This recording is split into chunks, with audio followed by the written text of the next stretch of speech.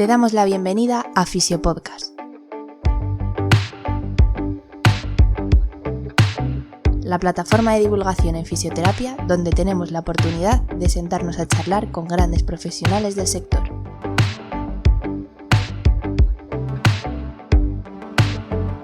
Nuestro lema, fisioterapia sin apellidos y conciencia. Muy buenas, compañeros y compañeras. Mi nombre es Rubén Hernández y para mí, como siempre, es un auténtico placer estar en un episodio más de la radio Fisiopodcast. En el episodio de hoy, el episodio 40, os traigo la segunda parte de la entrevista que realicé a Raúl Ferrer. ¿De qué hablamos en esta segunda parte? Bueno, pues seguimos profundizando en el tema de la educación terapéutica, especialmente aplicada al paciente con dolor persistente, con dolor crónico, y concretamente hablamos de los posibles factores de cronificación del dolor crónico, del modelo de miedo-evitación, de la reconceptualización de los procesos maladaptativos y en concreto del aprendizaje significativo. Comentamos si la educación terapéutica es mejor individual o grupal. Hablamos también de los criterios que los fisioterapeutas debemos tener en cuenta a la hora de plantearnos la opción de derivar a otros profesionales. Y terminamos el bloque de educación terapéutica hablando de la fisioterapia multimodal, en el cómo integramos la educación terapéutica dentro de todo el concepto multimodal. Y terminamos la entrevista con unas pequeñas preguntas off topic, pues para conocer un poquito más a Raúl Ferrer. Aprovecho rápidamente para deciros que muy pronto, posiblemente mañana, vamos a empezar un sorteo en nuestra cuenta de Instagram que Fisiofocus, el patrocinador oficial del podcast, nos ha facilitado. Sortearemos una plaza para el curso online de Raúl Ferrer titulado Abordaje terapéutico del paciente con dolor crónico. Aplicación clínica de la educación terapéutica. Así que nada, si os animáis, pues estad atentos a las redes que mañana lo compartiremos. A continuación, un mensaje rápido para nuestro patrocinador, Fisiofocus, formación especializada en fisioterapia. Para más información, puedes buscarlos en redes sociales o en su página web, donde encontrarás formación tanto en el formato presencial como en el formato online. Espero que lo disfrutéis tanto como nosotros hicimos grabándolo y especialmente pues que saquéis algo en claro de cara a mejorar vuestra práctica clínica. Esto es Fisiopodcast.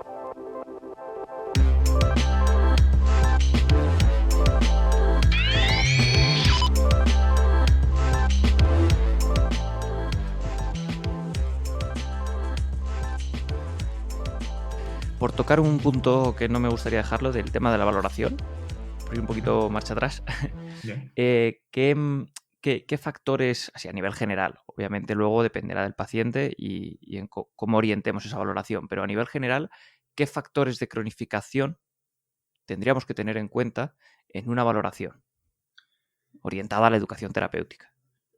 Pues dentro de la valoración no hay que enfocarse tanto en qué factores de cronificación, aunque también son fundamentales, sino en cubrir esos tres aspectos que mencionábamos, en lo que es la valoración, ¿vale? En esa fase de valoración. Pero dentro de esa valoración misma, de tu razonamiento, sí que es importante que intentes identificar, como tú bien decías, algunos factores que hayan podido ser claves en ese proceso de cronificación. Entonces, no se trata tanto de poner la diana en un factor, mecanismo de recompensa, no se trata tanto de eso, como de, dentro de todos los posibles factores que puedan estar haciendo que mi paciente pase de un dolor agudo a crónico, cuáles son aquellos de nuevo prioritarios o prevalentes sobre los que tengamos que poner algún foco. Y ahí la valoración aumenta en ese aspecto. Por ejemplo, el rey de todos sería alteraciones en los sistemas inhibitorios descendentes, ¿no? Es quizá el grueso de pacientes con dolor persistente que nos encontramos en las consultas según la prevalencia. Alteraciones en este sistema, o por lo menos por ahí van los tiros en pacientes con fibromialgia, según la literatura. Bueno, pues si nuestro paciente estamos viendo que no tolera bien los esfuerzos, que cuando le hacemos un estímulo puntual tarda mucho en recuperar y tiene una alta irritabilidad, o que nuestro paciente no se recupera con los tiempos normales de cualquier tipo de proceso, pues yo que sé, hacer algún ejercicio y le ves que luego le dura mucho el dolor y demás, pues yo pondría un foco en los factores del sistema inhibitorio, porque puede ser clave en la recuperación de nuestro paciente, por ponerte uno. Tenemos mecanismos de recompensa. Pues hay un enganche, vamos a llamarlo así. Hay algunos estudios muy interesantes que comparan el dolor como un proceso de adicción, porque comparte áreas relacionadas con estos circuitos de recompensa. Es curioso cómo las ganancias, en este caso psicológicas, la ganancia secundaria principalmente, es una constante en muchos pacientes. Pacientes que le ves que funcionalmente podría estar mejor de lo que se siente, pero que es que está obteniendo una ganancia por encontrarse mal. Es muy frecuente en pacientes, como te decía, en fibromialgia está reportado, personas sobre todo de edad avanzada que a lo mejor tienen sentimiento de soledad y que se ven más reforzados en este proceso porque sus hijos les llevan a los médicos y entonces se sienten más acompañados y tienen una ganancia secundaria en este sentido. Ellos quieren estar bien, pero hay otro bien mayor que ocurre igual en las adicciones, y esto también es un aspecto muy interesante. Los mecanismos de recompensa puedan estar alterados. Mecanismos de motivación, como hemos dicho antes, también vinculados a estos mecanismos de recompensa. Claro, porque el dolor no tiene una neurofirma exclusiva, eso es importante igual. No Sí. tiene un área que digas delimitada, que digas, aquí está el dolor. Efectivamente, no es así. Lo que decíamos antes también sobre que dónde está el dolor, ¿no? ¿Dónde se ubica? No hay una neuroetiqueta única que digas, mira, pues va de corteza prefrontal, área somatosensorial, no. Uh-huh. Sí que es cierto que hay áreas muy concretas que parecen estar involucradas en la percepción dolorosa, pero que están involucradas en la percepción del gusto, que están involucradas, podríamos llamarlo el sistema de saliencia, ¿no? Que menciona la literatura. El sistema este, es una mala traducción que hemos hecho nosotros del sistema, es el Span-English. Sí. Bueno, Moreau tiene un artículo buenísimo y una serie de artículos en el que habla de que tanto el sonido como el olfato, como cualquiera de los sentidos, utilizan las mismas áreas bajo un mismo umbral. O sea, cuando tú superas ese umbral, todas las áreas están activadas o casi todas se activan de la misma manera. Hay pequeños cambios dentro de esa red por defecto, que hablaríamos que no es lo mismo que la red por defecto de actividad, sino es la red por defecto que activa la percepción dolorosa. Entonces, no hay, como tú dices, no hay una única neurofirma que defina el dolor, sino que esa neurofirma la comparte cualquier alteración que supere unos umbrales de riesgo. ¿Y el modelo de miedo de evitación? Si nos podrías comentar un poco... Por continuar, sí. Encaja perfecto, sí, por continuar un poco con los factores encaja perfecto posibles con lo que factores. Veníamos hablando sobre los factores, porque te decía sistemas inhibitorios, mecanismos de recompensa.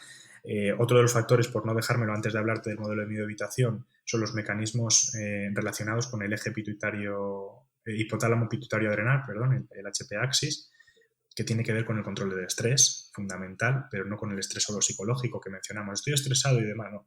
También con el estrés físico, para que nos lo llevamos más a nuestro terreno donde nos sentimos más cómodos.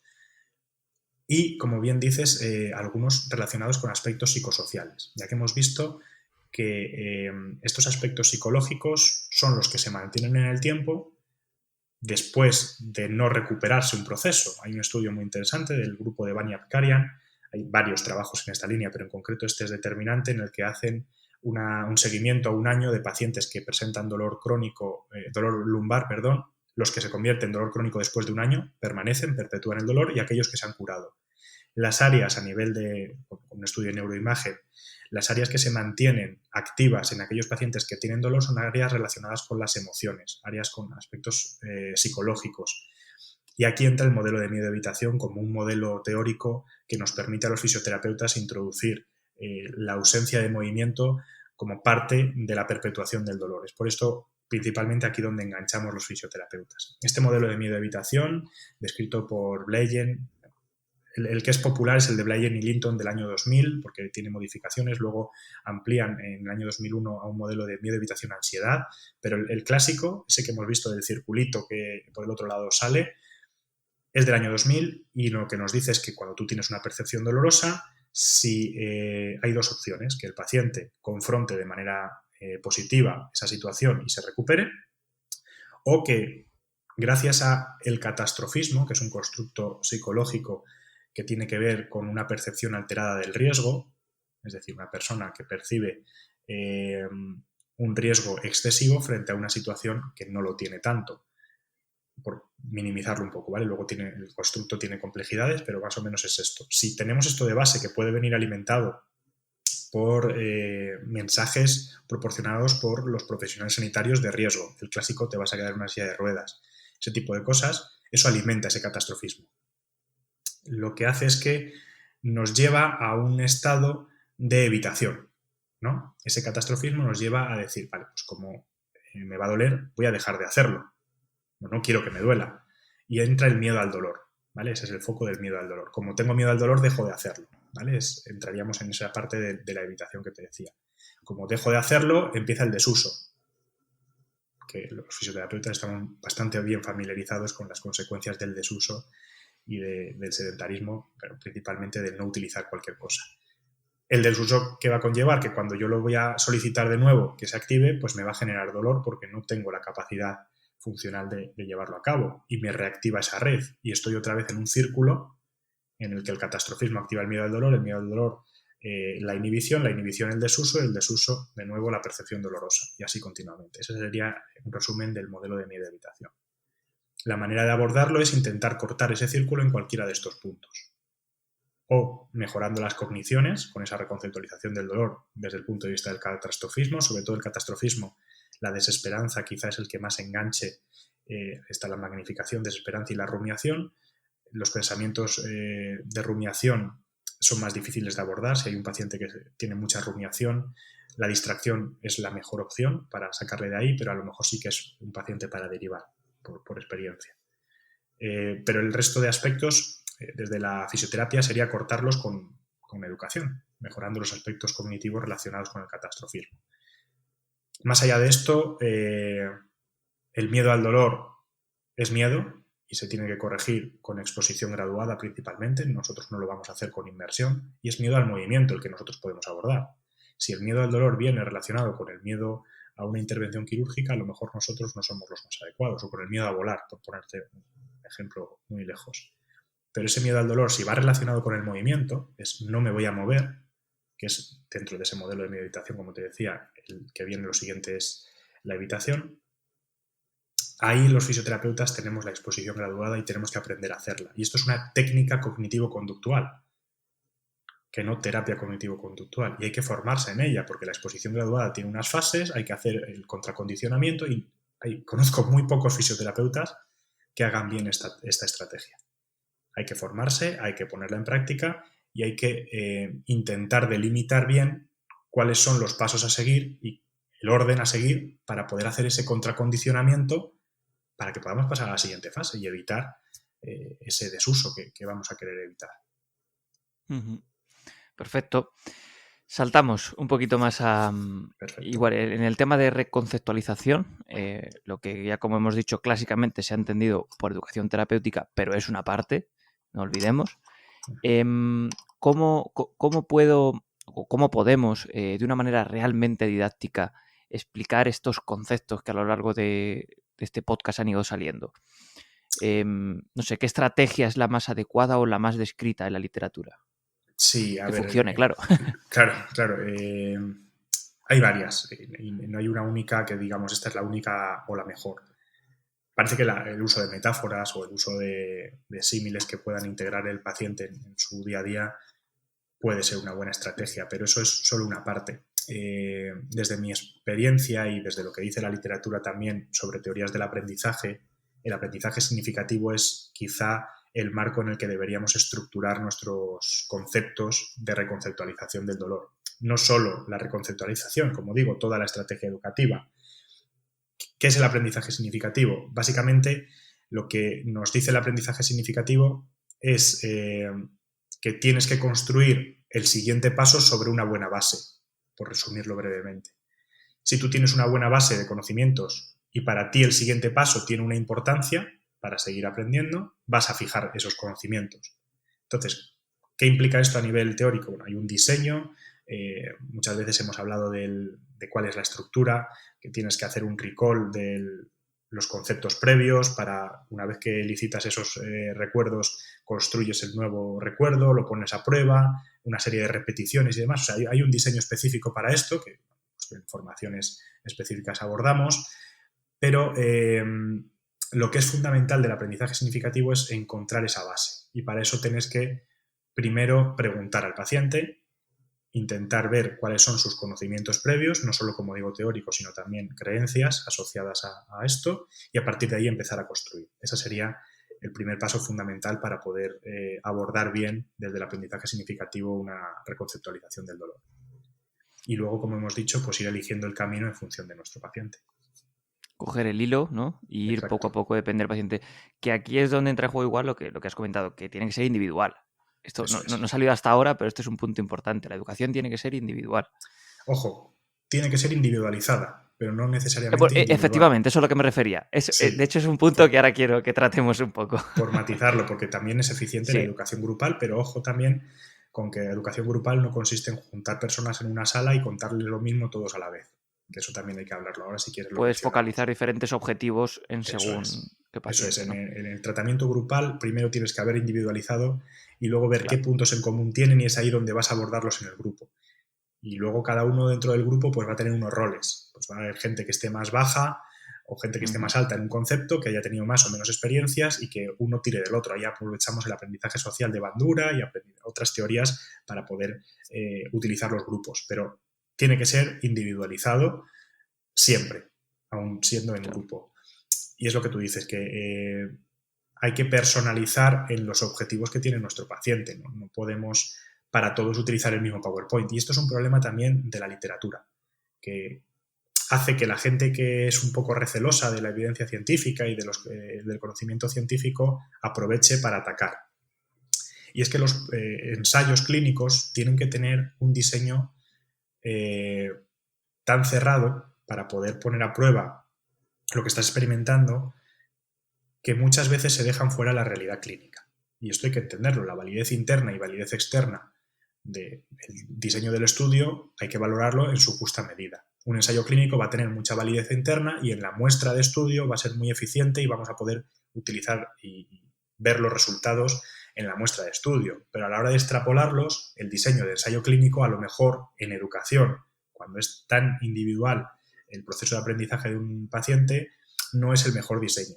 El consejo y la tendencia es que se diseñen ensayos clínicos con enfoque pragmático, en los que tú, en el contexto clínico, le vas explicando todo lo que es la educación terapéutica, vas haciendo todo el proceso de educación y a posteriori vas midiendo con carácter retroactivo, es decir, le vas preguntando y vas viendo cuáles han sido los cambios en relación a los distintos aspectos que has ido tocando. Eso sería un diseño. Tenemos pendiente, está en fase de elaboración el ensayo clínico, por ejemplo, con educación terapéutica en pacientes con dolor lumbar crónico. Bueno, pues lo que vamos a hacer es eso, es ver en clínica una persona que esté formada en educación terapéutica, que siempre sea el mismo terapeuta, porque también es otro componente que no se tiene en cuenta en los estudios, que el terapeuta es muy importante porque utiliza unas estrategias, utiliza otras, y es algo que tenemos que mejorar. Siempre el mismo terapeuta, y a posteriori vamos a ir viendo qué aspectos son los que más han cambiado, qué valores de ese dolor, de esos aspectos cognitivos, emocionales o sensoriales del dolor. Pero a posteriori sería un enfoque pragmático. El enfoque del ensayo clínico lo que nos hace es pervertir la idea de que la educación no funciona porque se generaliza, que es de donde veníamos. El individualizar tanto para un ensayo no se puede. Perderíamos toda la validez interna. No serían comparables los sujetos del estudio. Eso es un punto a tener en cuenta a la hora de leer literatura sobre educación terapéutica. Y casi de cualquier técnica, realmente.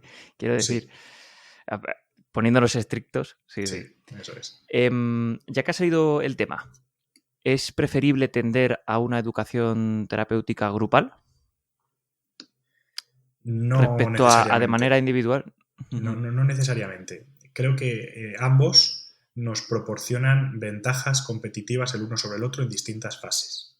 Lo ideal es mezclarlos, porque como te decía antes, hablando de los grupos, el aprendizaje social puede ser muy valioso en un momento en el que el paciente necesita un refuerzo sobre algunos aspectos relacionados con la aplicabilidad de lo que le estamos pidiendo que haga en su vida.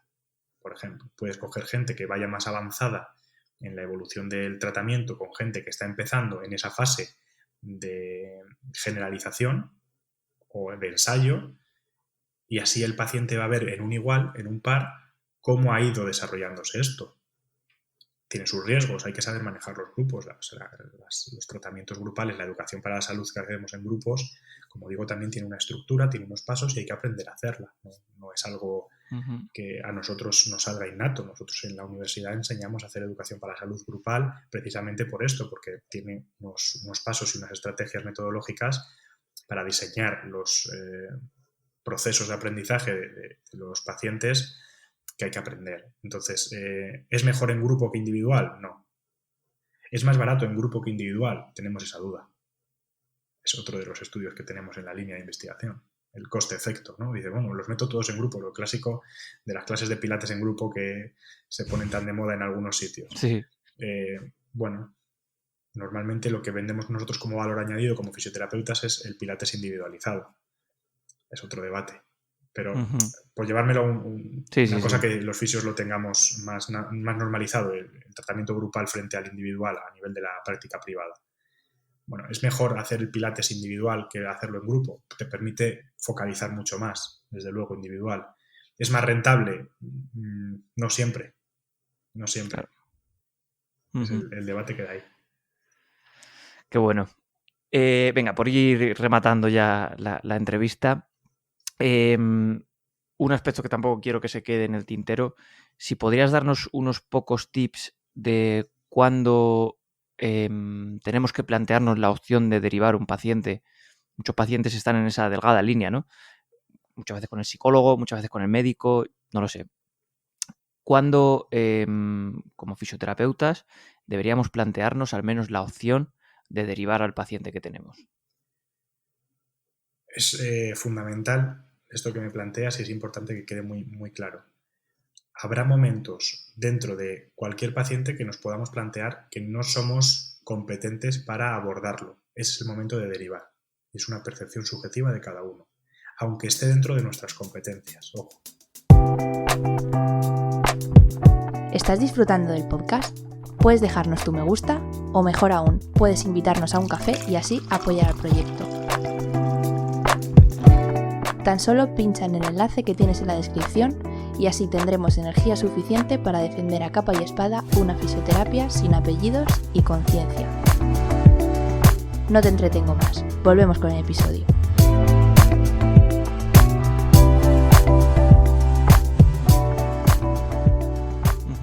Muchas veces nos tiramos a la piscina y decimos, no, si esto lo puedo abordar yo porque está dentro de mis competencias, pero si tú no eres competente como profesional es el momento de derivarlo, no necesariamente a un psicólogo, a otro compañero que sea más competente. Sí, claro. Fundamental.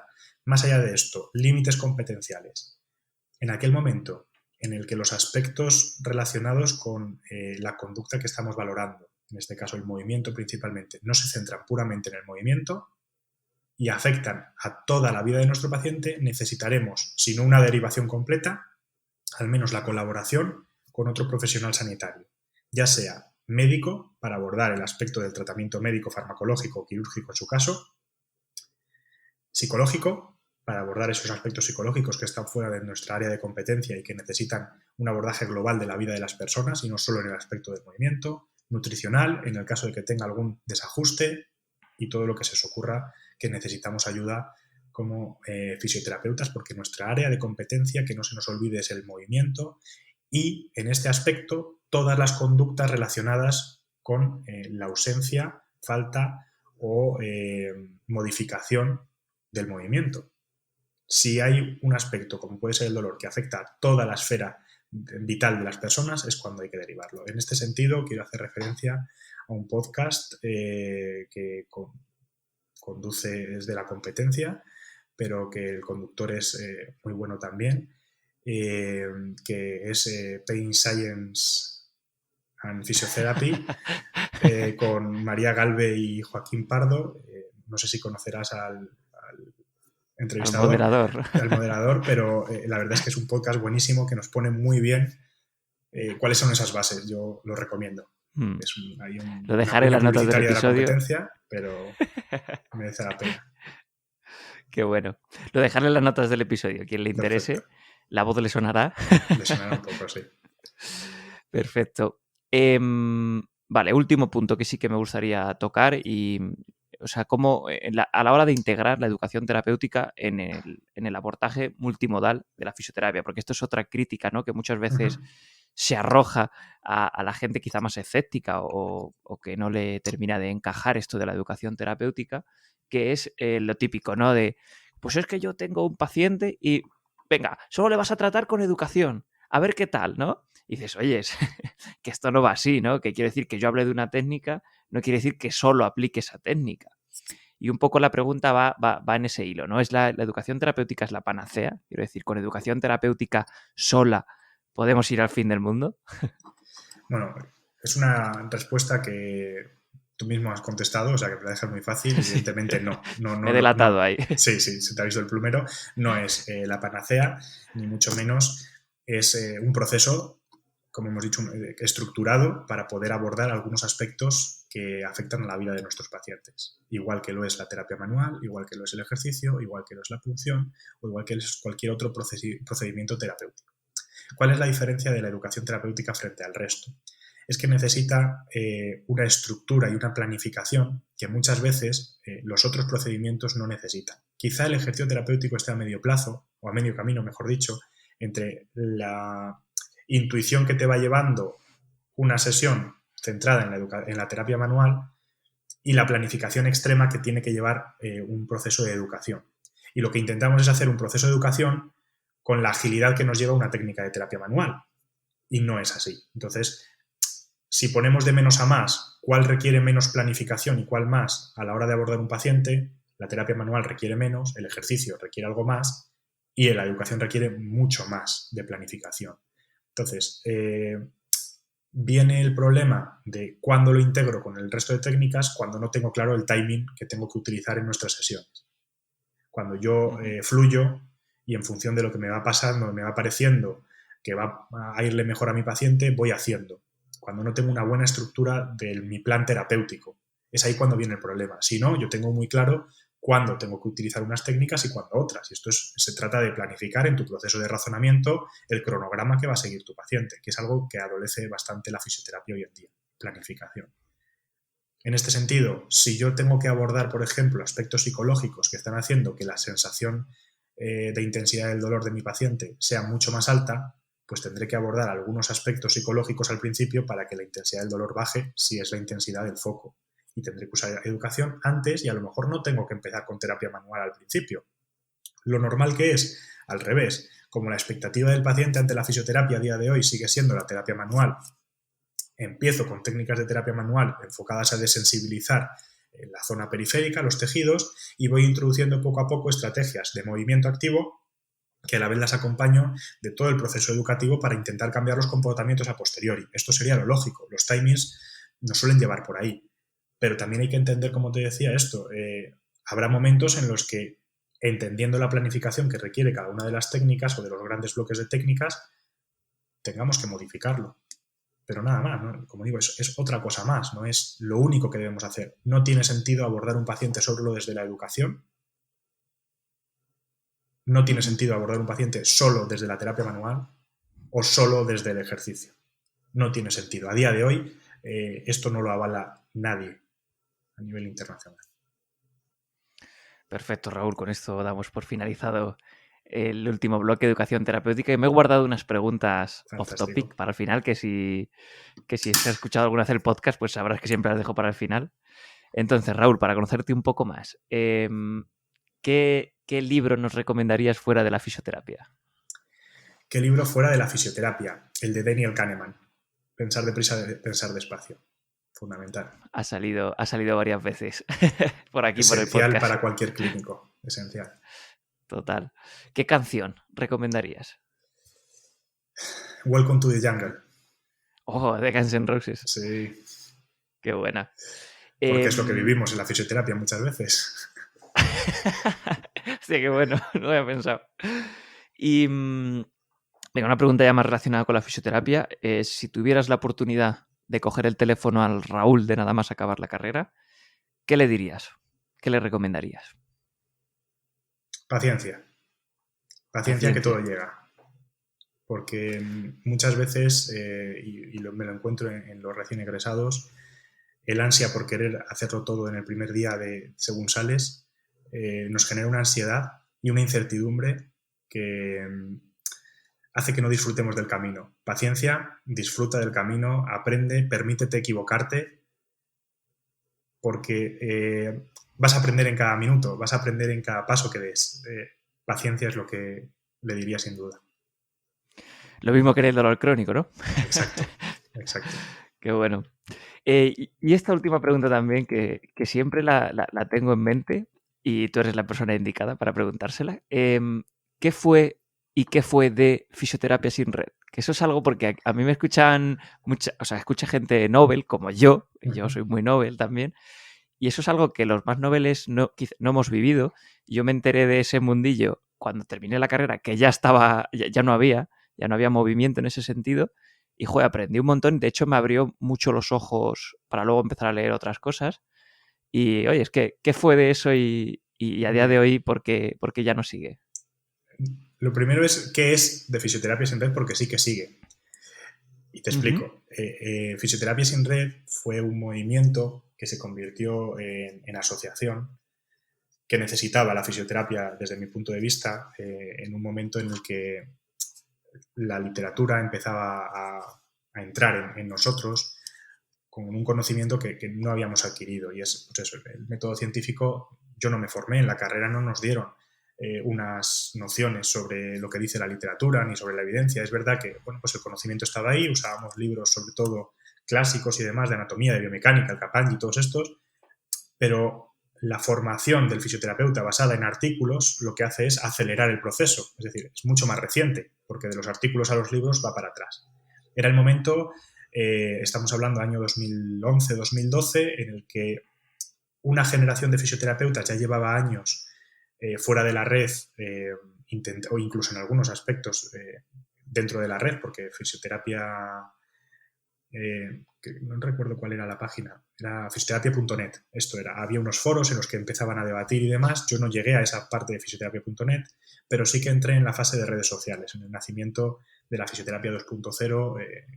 Llegué justo en el año 2010, 2009, 2011, como digo, y ahí empezamos a converger una serie de fisioterapeutas que teníamos unas ideas de que la fisioterapia no iba por buen camino, de que la imagen de la fisioterapia en la sociedad no era lo que nosotros esperábamos o sabíamos que podía hacer la fisioterapia. Intentamos plantear, mediante nuestros blogs en aquel momento, como herramientas o como armas de pensamiento crítico, algunas alternativas de que otra fisioterapia era posible, no una fisioterapia basada en la eminencia, sino en la evidencia, ¿no? Era un poco de esto. Y que todos podíamos aportar algo. Este pensamiento de nadie sabe más que todos juntos, que es el claim que utilizamos, entró de lleno en las instituciones y los colegios empezaron a entender que ese movimiento tenía sentido, que la profesión tenía que ir por ese camino, y empezamos a ver el apoyo de instituciones, que nosotros éramos fisioterapeutas, que estábamos colegiados y que no teníamos un uso de las instituciones habitual, como el 89,9%, no voy a decir 99%, quiero ser más optimista, como el 89% de los fisios de hoy, que no tienen una vinculación con las instituciones colegiales. Pero en ese momento nos vimos respaldados porque los colegios vieron que por ahí podían tener un punto de entrada con la profesión. Las redes sociales lo que hicieron fue magnificar nuestro mensaje, amplificarlo, y algo que se quedaba en los pequeños foros de café o de tertulia de los centros y demás, se volcó al mundo y nos hizo unirnos. Y en este sentido, Fisioterapia sin Red se convirtió en los 4 años siguientes en la segunda asociación más grande de fisioterapeutas de toda España a nivel de asociación voluntaria, después de la EF. La EF también era, en su momento, tuvo muchísima importancia, como todos sabemos, en la creación de los colegios. Perdió mucho fuelle porque los colegios tomaron las riendas y la relevaron de esa posición, y también con la nueva aparición de la Asociación Española de Fisioterapeutas, con la nueva junta liderada por Fernando Ramos, que sigue siendo a día de hoy el presidente, Fisioterapia Sin Red vio una oportunidad de integrarse con ellos y ahí caminan. Ahora mismo yo dejé de ser el presidente en ese momento justo de la transición, estuve liderando las negociaciones con Fernando cuando hicimos el traspaso y lo que hizo Fisioterapia Sin Red simplemente es crecer introduciéndose dentro de la Asociación Española de Fisioterapeutas como un subgrupo de pensamiento crítico, dándole proyección internacional, dándole el respaldo institucional que nosotros nos ganamos en los blogs, pero desde un punto de vista tradicional, la EF es la que tiene la interlocución con el Ministerio también en estos aspectos, junto con el Consejo General de Colegios. O sea que lo que hicimos fue simplemente darle un empujón y no desaparecer, sino cambiarlo el nombre, claro. pero la esencia sigue estando ahí. Entonces, desde aquí animo a todo el mundo a que si tienes espíritu crítico, ese espíritu de avance que tiene, pues eso, los noveles, como tú dices, pues yo ya me siento muy viejo desde que me he rapado y todo, ya mucho más.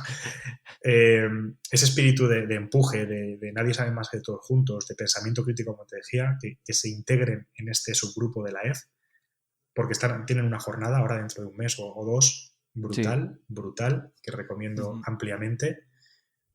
Y es un buen momento para entrar, porque es un momento de cambio también, tenemos otro ciclo, ya hemos asentado las bases, ya parece que todos hablamos de evidencia, parece que todos, en el micromundo en el que nos movemos nosotros y en la burbuja en la que vivimos, pues más o menos está normalizado y vamos viendo algunas cosas. Y a mí, en este sentido, y aprovecho que me das bola para enrollarme,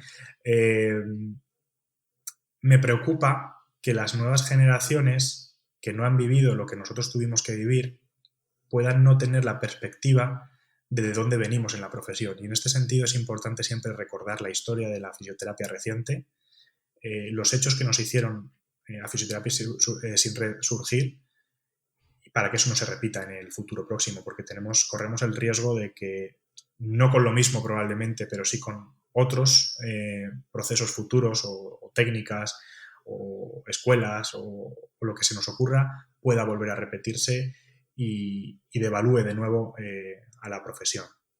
Yo cuando veo compañeros que se centran más con el foco del entrenamiento, perdiendo lo que es el ejercicio terapéutico y centrándose en la parte del entrenamiento, me da mucho vértigo, porque me recuerda a lo que veníamos de los medios físicos y fue la terapia manual, ¿no? Fue ese brillo de, no, es que yo soy terapeuta manual, voy a dejarlo ahí por no entrar en escuelas.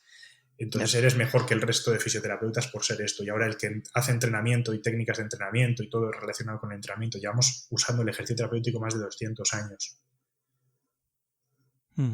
Que ahora le llamemos, yo qué sé, técnicas.